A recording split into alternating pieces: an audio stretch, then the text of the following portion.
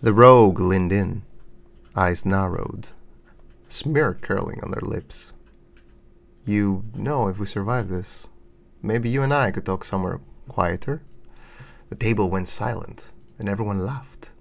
But the Paladin's player, it just blasted. Romance in TTRPGs? Awkward? Well, sometimes. Silly? Well, very often. But done right, it can be one of the most powerful storytelling tools in your game.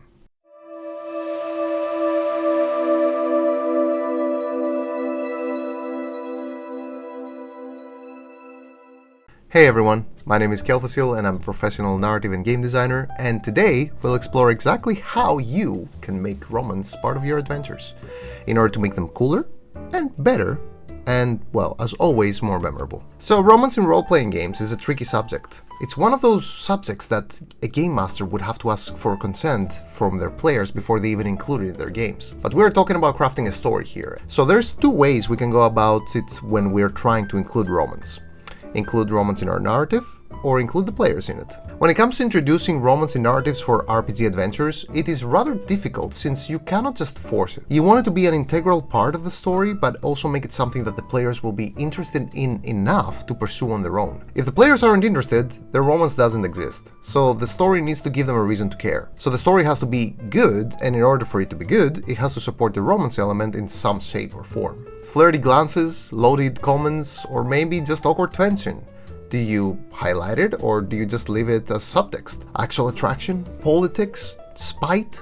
How is the relationship seen in the eyes of the world, the people of a city, the guild that the players are working with? Personally, I love using two flavors of romance in games, the kind that hurts and the kind that teases. So it's unrequited love and longing and anticipation. So for unrequited love, that means that there is a character that actually wants someone but their feelings are not met. By introducing social standing, ancestry, backgrounds, and so much more, this can become extremely intricate and at the same time extremely interesting. The other way, longing and anticipation, it means that there is someone who is expecting something from someone they like and they know likes them back.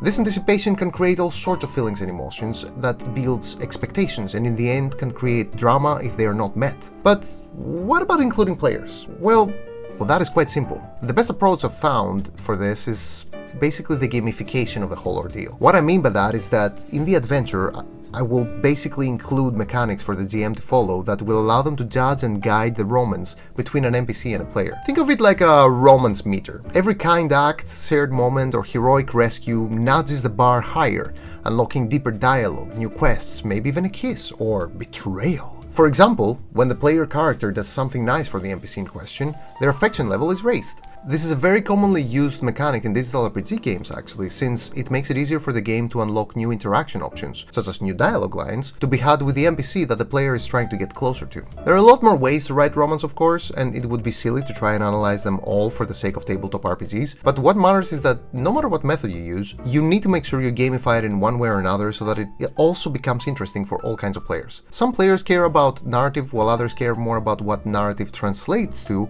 in terms of mechanics and their character's progress. This could, for example, come in the form of marrying someone could get a player access to a faction's unique resources. Or maybe the player is now allowed to explore areas and things they weren't able to before, and so much more. In my opinion, romance and TTRPG narratives can be one of the most interesting hooks for players who want to get more involved in the story. Nothing beats some good old gossip and drama. At the end of the day, romance gives your world a heartbeat and your players something to care about beyond gold and experience. So that's all for today, and if you got a spicy romance subplot brewing in your own campaign, maybe drop it in the comments below. I'd love to hear your take. And hey, if you enjoyed this, hit that like button and subscribe for more weekly narrative design content. If you'd like to support me, then you'll be happy to know that I'm also running a Patreon page with new and exclusive TTRPG content released every single month. So as always, a huge thank you to my fantastic patrons who, thanks to their support, I'm able to do what I love to do the most. And until next time, may Starlight guide your way, my friends. Bye bye.